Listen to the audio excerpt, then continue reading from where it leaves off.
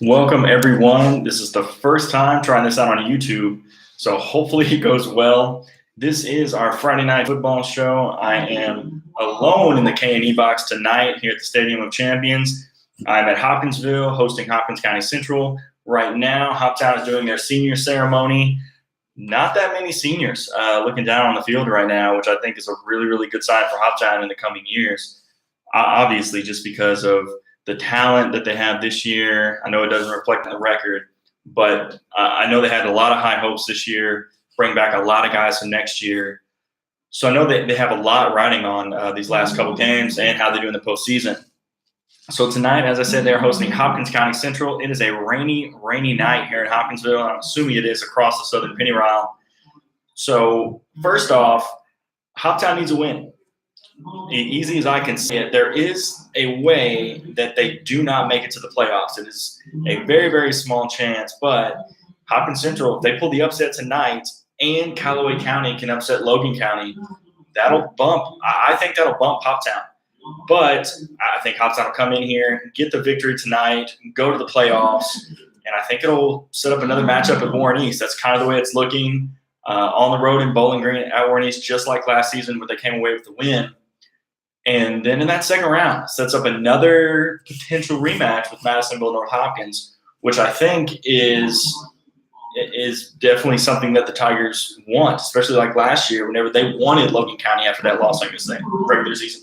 They wanted the Cougars. They wanted to prove that they were the better team. And obviously in the playoffs last year they did. This year might have been a different story. But without everybody, it's hard to kind of go against that.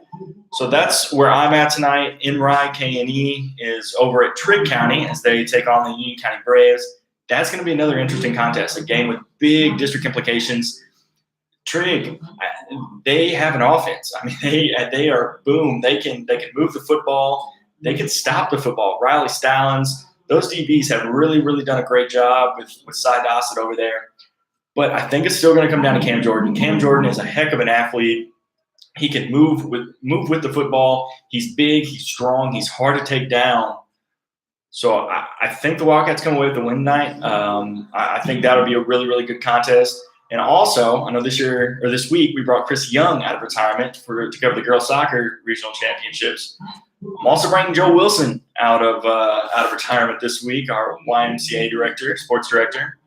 So he is over at Todd County Central as the Rebels host winless Butler County. I think that's going to be a good, solid win for the Rebels.